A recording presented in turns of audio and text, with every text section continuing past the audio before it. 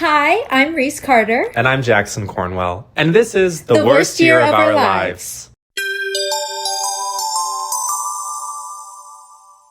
So I saw your episode last week. What did you think? I loved it. It was so funny. But Thank there was you. really like a big void.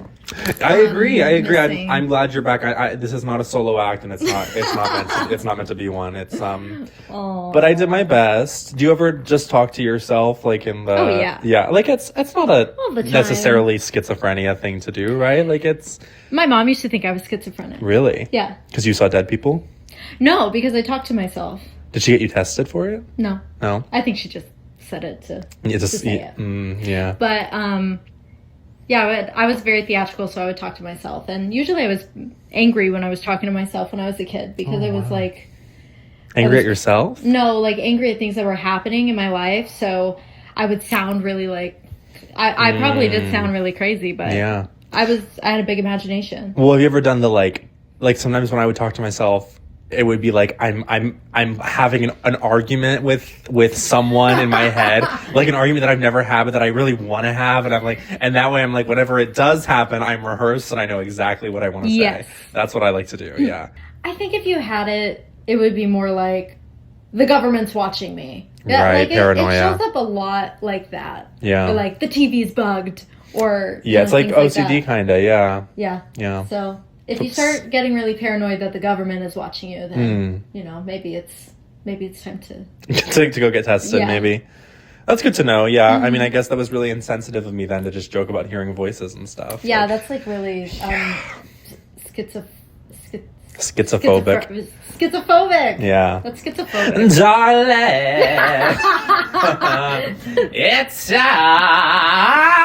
hard to be 16 and schizo. Did you know that's a slur? I did. Yes, I remember that discourse. Oh, I love internet woke discourse. I know, That's my it's so favorite funny. thing. Did you see the whole the man with Tourette's who said the N-word at the Oh God! bathtub? Yes. That was one of my favorite days on the internet ever, and I know that's terrible. I know it's such a unfortunate and upsetting situation for so many reasons, and I'm bringing it back to light like 3 weeks after it happened. But sorry, the discourse was just too funny. I wish the best for everyone involved in the situation, and as a white man who does not have Tourette's, I'm gonna not put my 2 cents in is what's gonna happen. But I was entertained by the online discussion because I mean that's what's great about the internet. It's the town square for the whole world. Everyone has a voice, even the people who maybe shouldn't be speaking up.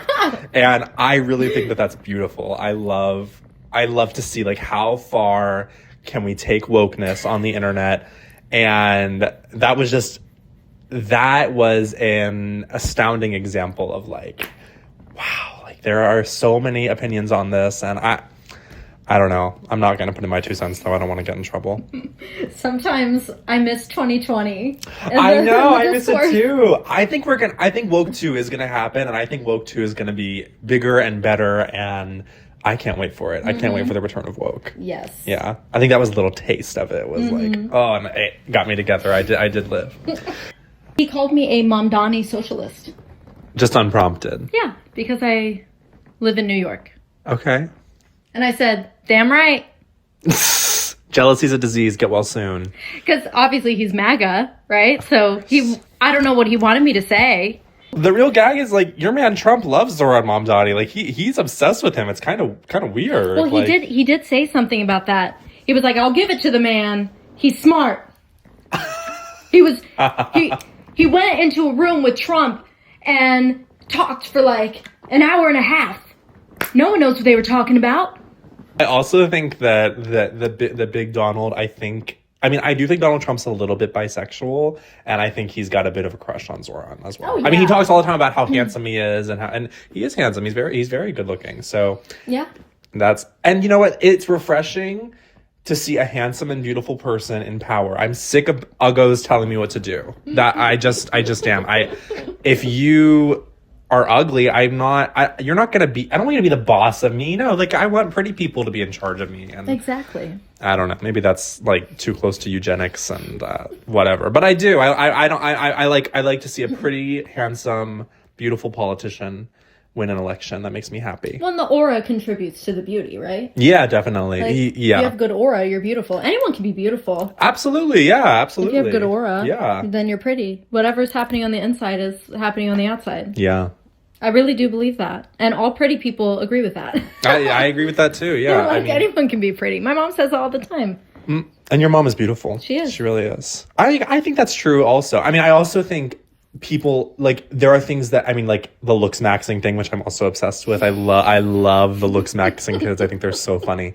But it's like, I'm not saying go to the extremes of hammering your face and doing whatever drugs they do, but like anyone can do things to enhance their appearance and make themselves look better. And sometimes you'll see someone and you'll be like, you could be so beautiful. And you're just not. I know so many people like that who I'm like, you have like the most beautiful features. A lot of like straight men who have no idea what they're doing.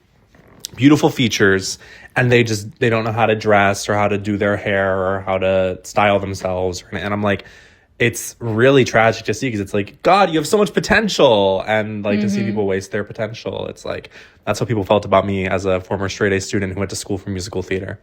Wasting potential. No, not a good one. Not a good one. That's okay. Thought it might land. Can I talk about this situation with our garbage? Because I'm feeling a little heated about it. Yeah. So in New York and in Jersey City, they have a really interesting way of doing trash collection and pickup. And I don't think it's inherently bad. Basically what it is for us anyway in Jersey City, I think New York is similar. I don't know exactly how it is though, but there are 2 days a week where trash is picked up and 1 day where recycling is picked up. And you just have to leave your trash on the curb and they will come pick it up. And on one hand, like, it's gross because there's just trash everywhere and then there's garbage on the streets and it's gross. But also, like, I understand why they do it. And it's nice that we don't have to pay for trash collection because, like, most places, like where I grew up, like, you have to pay a private company to come and pick up your trash. It's like a monthly subscription, like... And that it really is it's not helpful to anyone. And I think it's nice. Like, that's what our tax dollars should be doing, is sanitation stuff, whatever. So it's kind of gross, but it is convenient and that's fine. And in our house, I am the designated trash person and whatever. I'm the man. I'll do it. It's fine. But it seems like everyone wants to make it as hard for me as possible. And like, look, I'm sorry to our roommates. I am peace and love, Reese. I'm sick of being the only person to take the trash out. I'm just sick of it.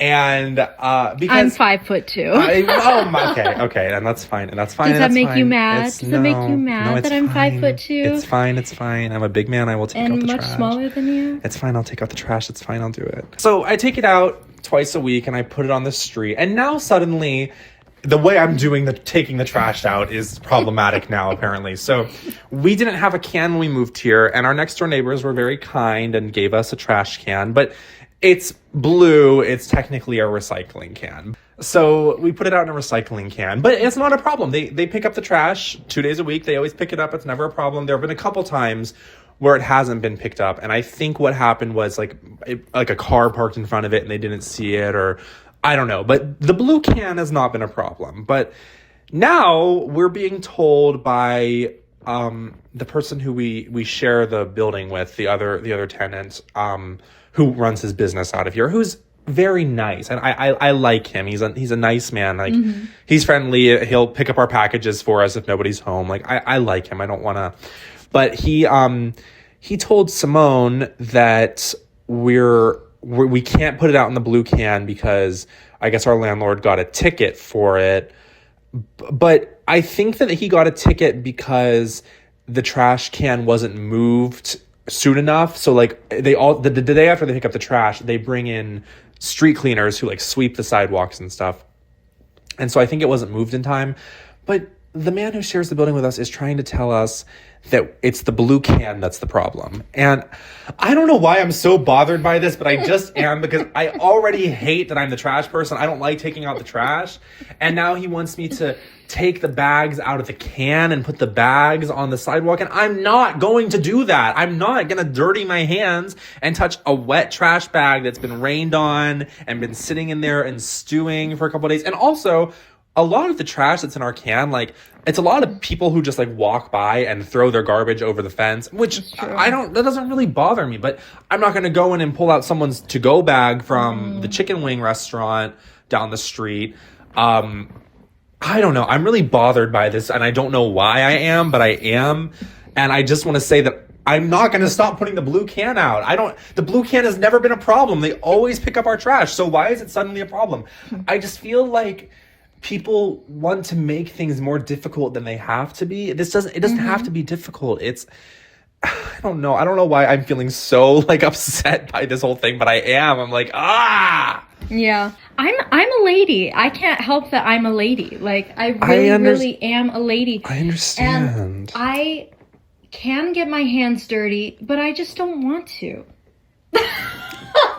What if I said, though, that I'm a lady too? Like, I'm a man, but I am a lady. Like, that's how I feel. You're not gonna out-lady me. I'm so sorry. I know I'm a lesbian, but I know. You do not out-lady me. I know I don't. It's not. I just don't like it. I really wouldn't mind it if. Like I normally really don't mind it. I make a fuss about it, but it's not that big of a deal. What I mind is I don't like taking out our recycling and I will call out our roommates for this on the podcast. When our recycling can is full, instead of just taking it out, putting the bag somewhere and putting in a new bag, our roommates, everyone has just decided that we're gonna start a pile of recycling on the floor now. I didn't decide that. I don't contribute to the pile, but that's what we do now when our recycling is full, and I will not touch the pile because I'm not. That's fair. Because it's not mine. I don't put my shit in the pile, and I'm not gonna spend 20 minutes picking up stuff and putting it. It doesn't take that. Look at how dramatic I'm being. It doesn't take that long at all. I just want to complain, and I wish that people. The man who lives in our building would just leave. The reason this happened today is because I put the trash out and then I look out the window and he moved it from the street to behind our fence because he said we're going to get a ticket for it or something. I don't. What you said about being a lady and what I said about being a lady reminded me of a story.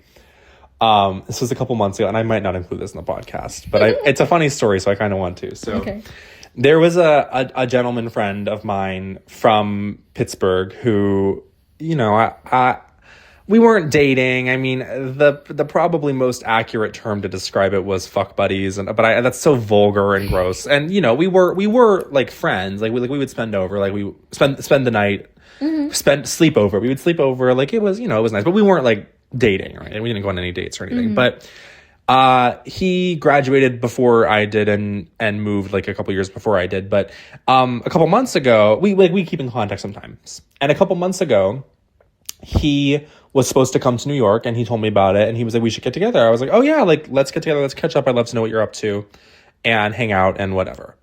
And then he canceled the trip and it was like, okay, not a big deal. And so that weekend comes around, it's a Saturday night. I had just gotten home from work. It was like midnight.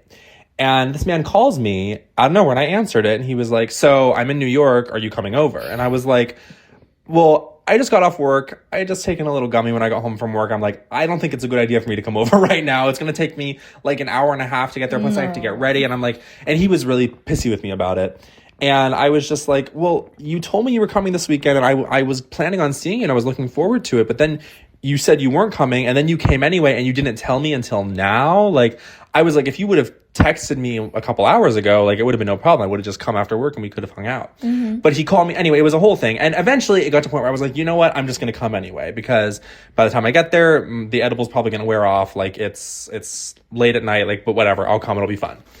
And he wanted me to stop and get lube on the way because I didn't have lube and he didn't have lube. And I was just like, okay, well, I live in Jersey City. We don't really do the 24-hour bodega or deli thing here. Like, I don't know where I'm supposed to get it. So when the lube is for him, right? Well, it's going on me. It's going on you, but it's going in him. It's for both. I mean, the argument that he made was that the top should provide the lube. I don't agree with that. This is very vulgar. I kind of like, I get it, but what I said to him was, because he called me a selfish top, he called me a greedy top, and he was like joking around. But what I said to him was I was like, I might be a top, but I'm still a lady. Like, I would like for things to be provided for me sometimes. Like, sorry, I'm out of it. Because I just said to him, I'm like, there's nowhere around me to get it. Like, can you just, while I'm on my way, walk down to the 24-hour CVS that I know you have because you're in Manhattan and they have conveniences like that. I'm like, just walk down and pick it up for me. But he called me, so I told him, I'm like, I might be a top, but I'm still a lady, and I would like to be treated as such. Mm-hmm. And he was like, okay, boner killer, don't come over anymore.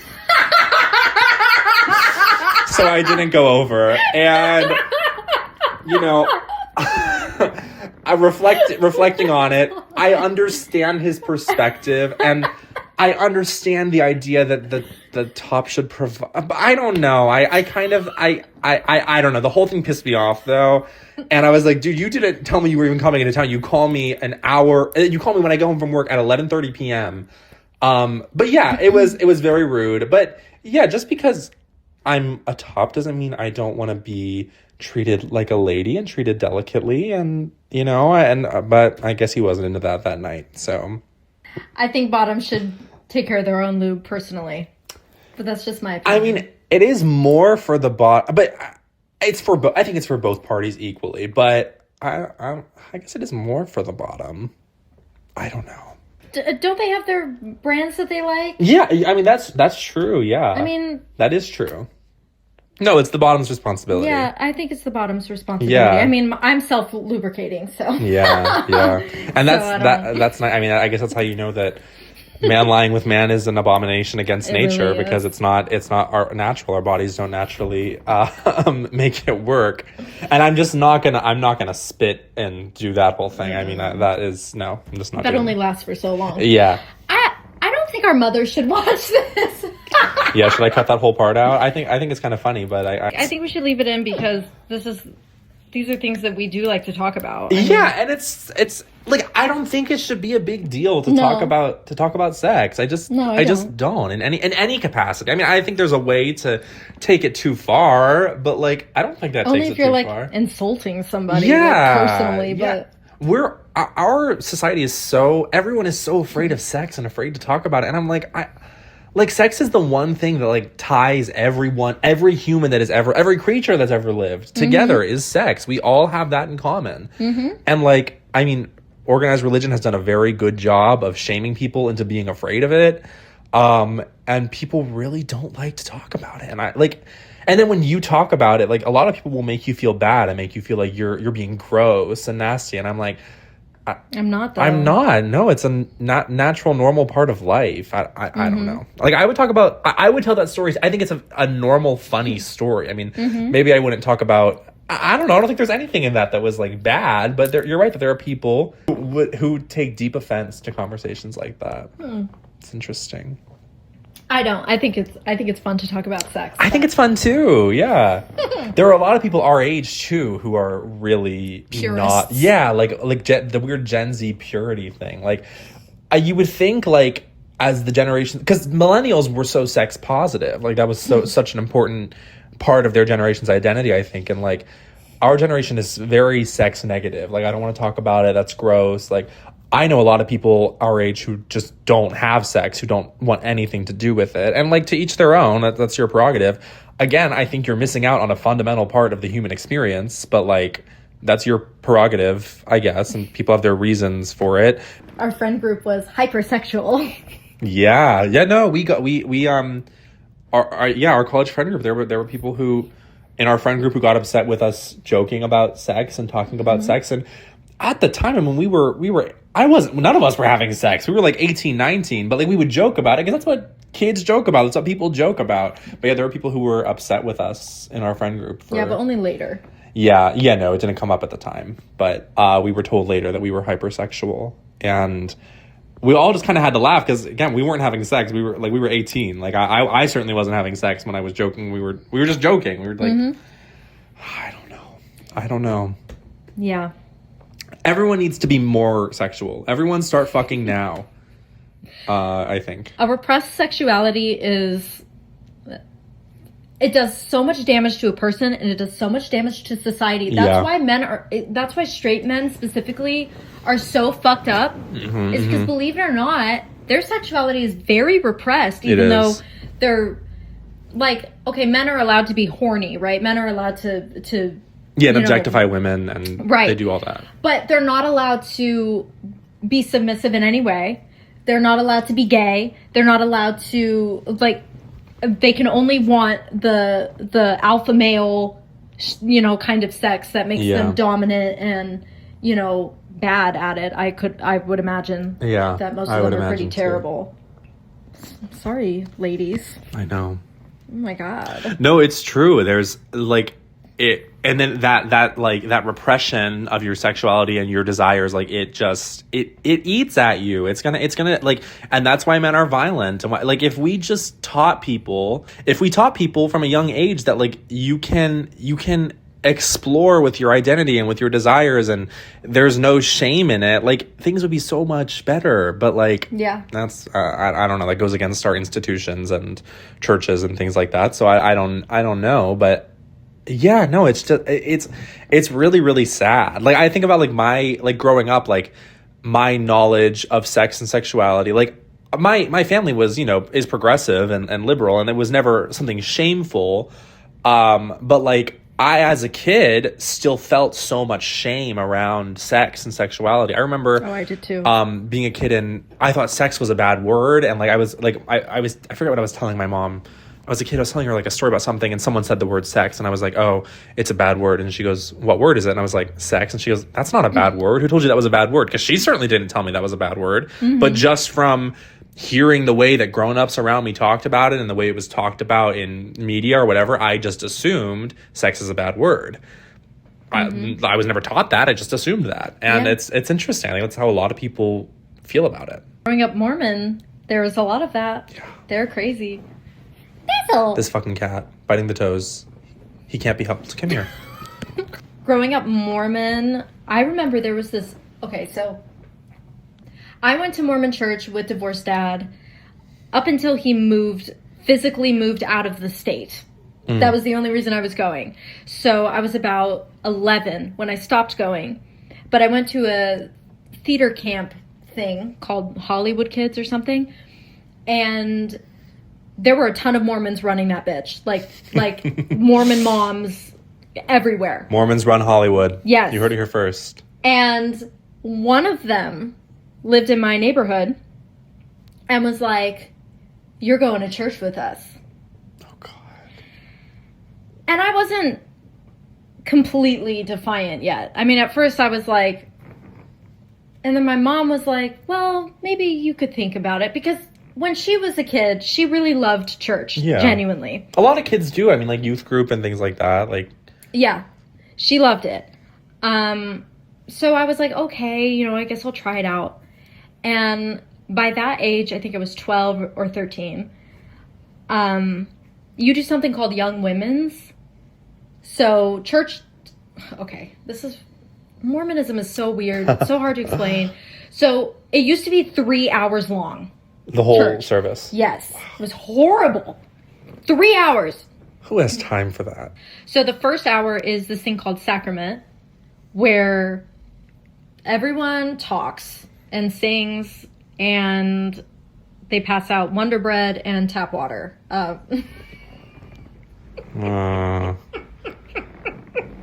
Yum. He is risen. Yeah, the body of Christ is Wonder Bread, and the blood of Christ is tap water. And if you sit in the back, you get the crust. I'm sorry, that's disrespectful. That's disrespectful to Jesus of Nazareth. Wonder Bread. Get some sourdough, bitch. At least get the little wafers. You know how many women in that fucking church could bake a mean sourdough? Yeah. They were like, Wonder Bread. And not even grape juice? I mean, come on. Nope, just water. Just tap water. You didn't even turn it into wine yet? Nope. No. And then the second hour, you went to like a weird middle group that was your age, but it was mixed. It was boys and girls. or men and women if you're older. And when you're a little kid, you go to primary, so boys and girls are still together. But when you get to a certain age, you get separated. You get separated. So when I went back to church, I was separated. And I was put into young women's where they brainwash you. Right. So I went like twice. And then I was like, what the fuck is this? What kind of things did they say? Well, the first day, they were like, gay marriage is bad. Right. And that pissed me off. Not because I was gay. No, of course not. Of course not. Just a big ally. And I was a really big ally. yeah. So then the second day at Young Women's, it's just the girls. And the mom, who wanted me to go back to church, went up in the front of the room. And she was like, today we're going to talk about modesty. And her rules were, like, I don't even think this would have been acceptable. I think this certainly wouldn't have. This is too much. Your shirt needed to be up here, no cleavage, no, like, barely collarbone, nothing. Oh my God. You needed to have, like, down to your elbows, sleeves, shorts. You needed to basically, like, have to your knees. And she's telling this to a bunch of kids who are already self-conscious about their Yes. bodies, and fuck off. Yeah. So she said that, and then she started talking about sex, and she was like, gay marriage is bad, of course. And then she was like, do we touch each other? No. Do we, like that's how she framed it. It was like she was asking questions. Like Dora the Explorer? Yeah. Do we touch each other? No. Do we touch our friends? No. Do we touch other boys? No. Do we touch ourselves? No. Swiper, no swiping!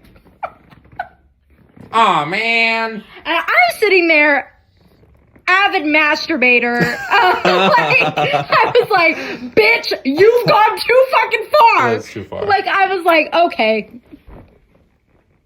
And I went home and masturbated, because what the fuck are you gonna do? Tell me not to? Well, and Jesus saw that, Reese. So. Oh, no. Oh, no. Like, what?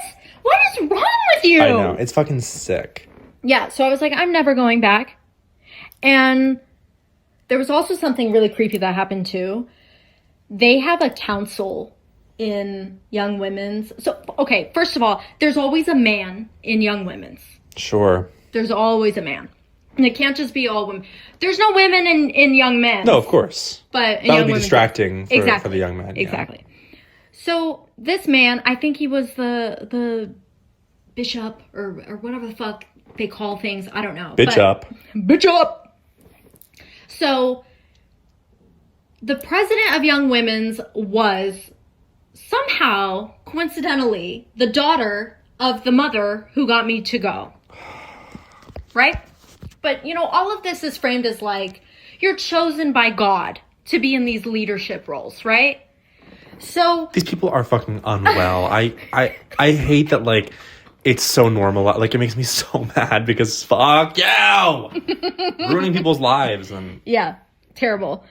So she had a calling while she was picking her, you know, people that she wanted on the board with her, that I needed to be a secretary. You, Reese Carter. Yes, me. Your second day at this church. Yes. God wanted me to be secretary of Young Women. Well, boy, that has to make you feel special. I know. God chose you. But she didn't tell me this, and her mom didn't tell me this. Guess who told me this? Who? The bishop. He took me into a separate room. Didn't even turn the lights on, by the way. It was like dark as fuck. I hate all of it. And he looked at me and he like got in his chair and he made eye contact with me. And his eyes were welling up. Mind you, I'm 12. He's like, God chose you for this role.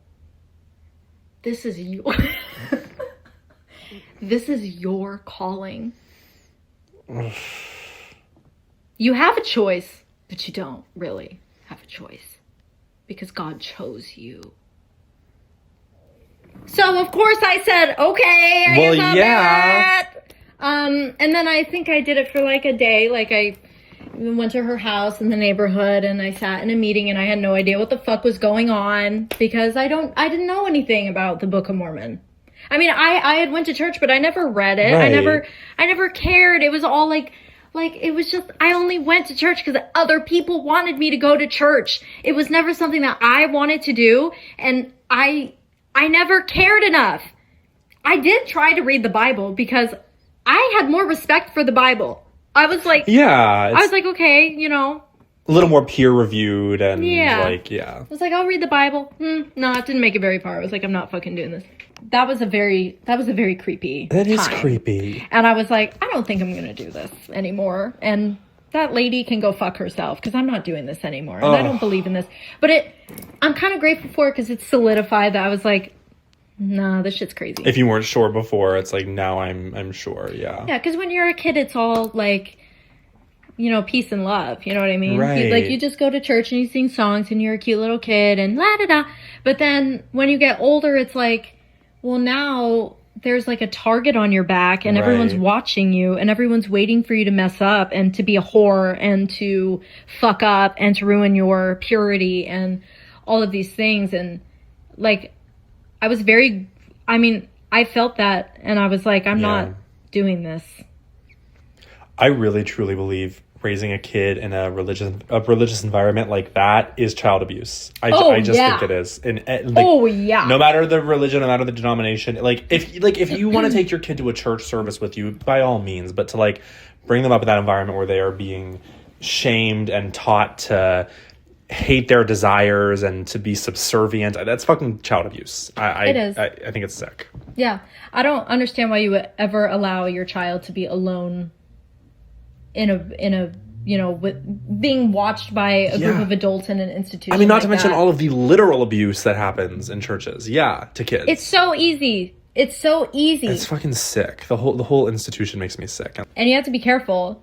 You know, the churches that you join and the things that you listen to, because I know some people are really church oriented people. They like church. They like community. Yeah.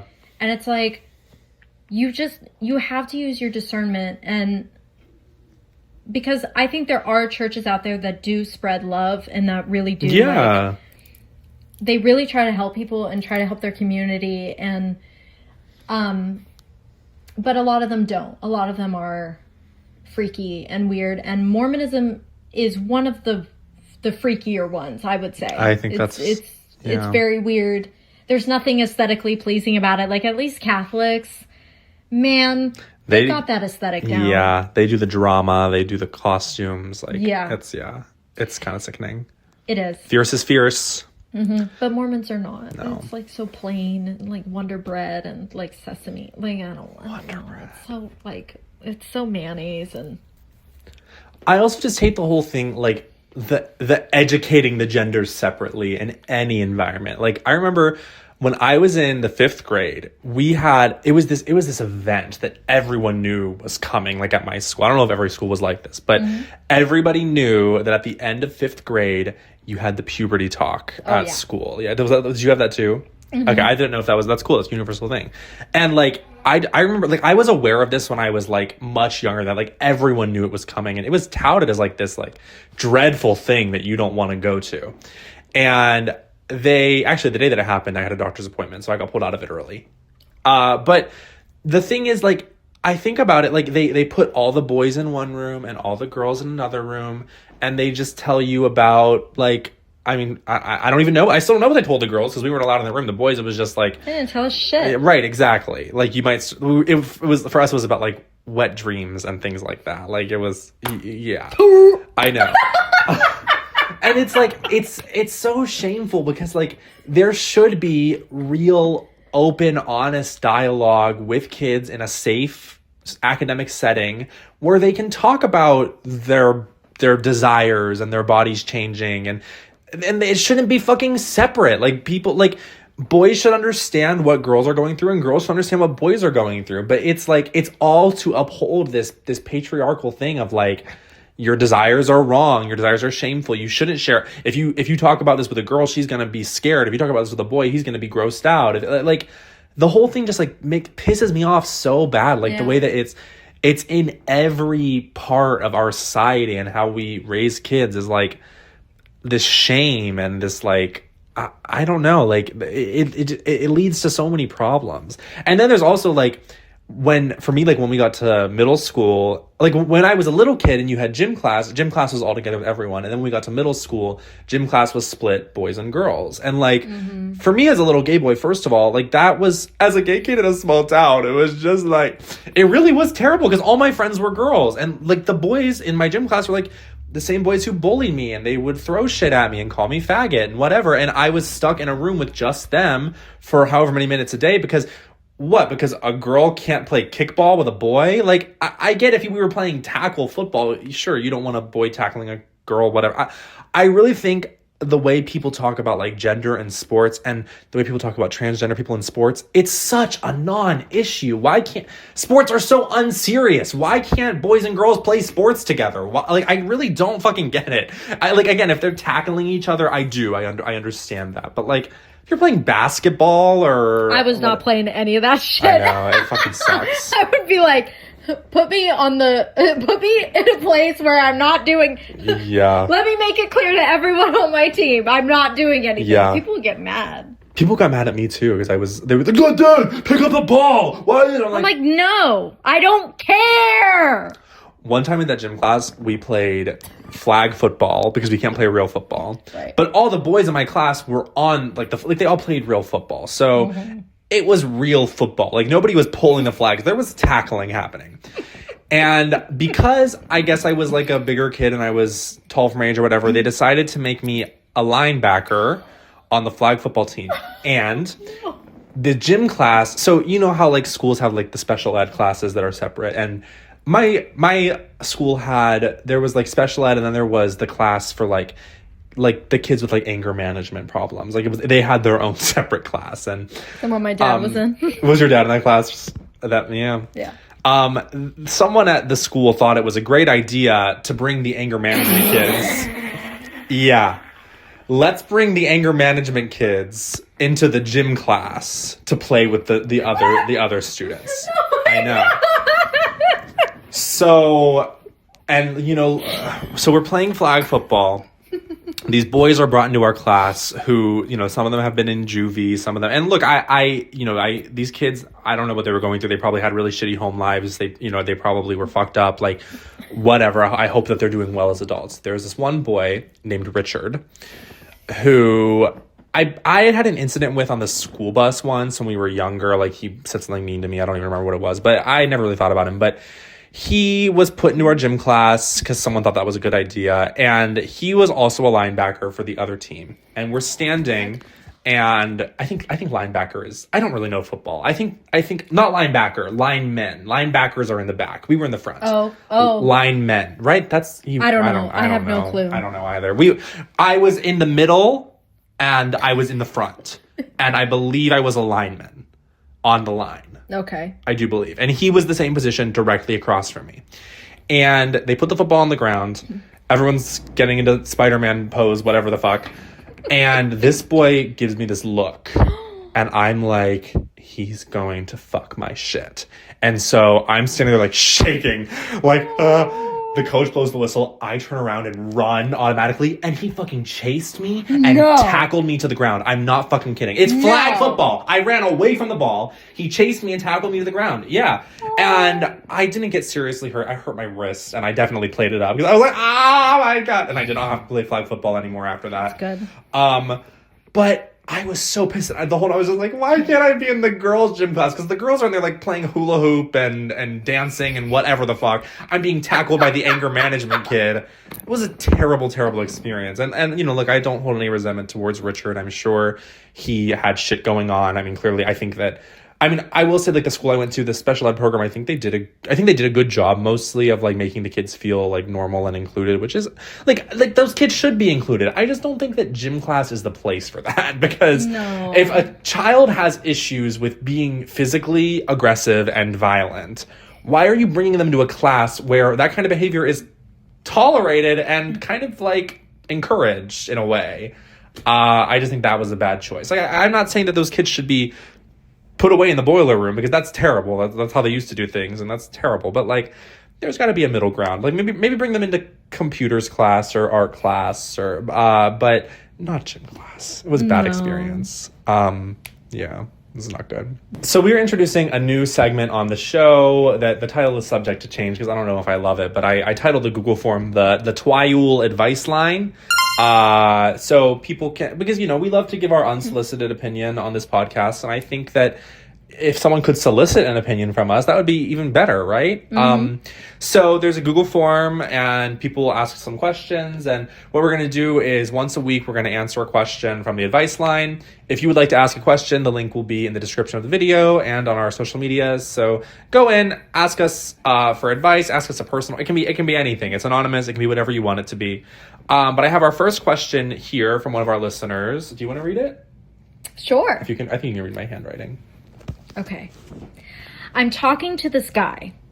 He started messaging me as we were friends on social media. I didn't know him, but we had friends in common, so I accepted his follow request. I thought he was flirting with me, but he always refers to me as my friend, and he hasn't asked me out. Is he flirting, or does he just want to be friends? Yeah, I don't think anyone really slides into the DMs to be friends. Yeah, I don't think he wants to be friends either. Yeah, I think he's flirting with you. But, like, the my friend thing, that is weird. Yeah, like, I don't... That's kind of annoying. Yeah. Why is he doing that? My friend. I know, just be straight up. Be, like... Yeah. Be forward, yeah. He probably has a lot of shame and repressed sexuality, so he's probably scared to be... That's true. To be... The theme of... Exactly. This episode. No, yeah, he's probably flirting with this person. Yeah. Yeah. Yeah. Have you ever slid into the DMs? I don't know. I don't know if I have either. I don't think so. It's so common now. I mean, I guess it makes sense. I get plenty of DMs, like the story slide ups and stuff, and I'm like, oh, he wants me bad. But yeah, no, I think if someone follows you out of nowhere and DMs you and messages you all the time, yeah, I think he wants you. The question is, do you want him? Yeah. I don't know. And do you want to make that first move, or do you want him to make That's the thing, yeah, because if he's not like being upfront, yeah, do you want that? Do you want to be a part of that? I don't know. Okay, this is exciting. Reese is going to pull a tarot card to help give this asker some guidance. So do we need to be quiet in the studio? Do we need to, like, is there anything we have to... Okay. Okay, this is going to be really, like, one and done. All right. Does he want you?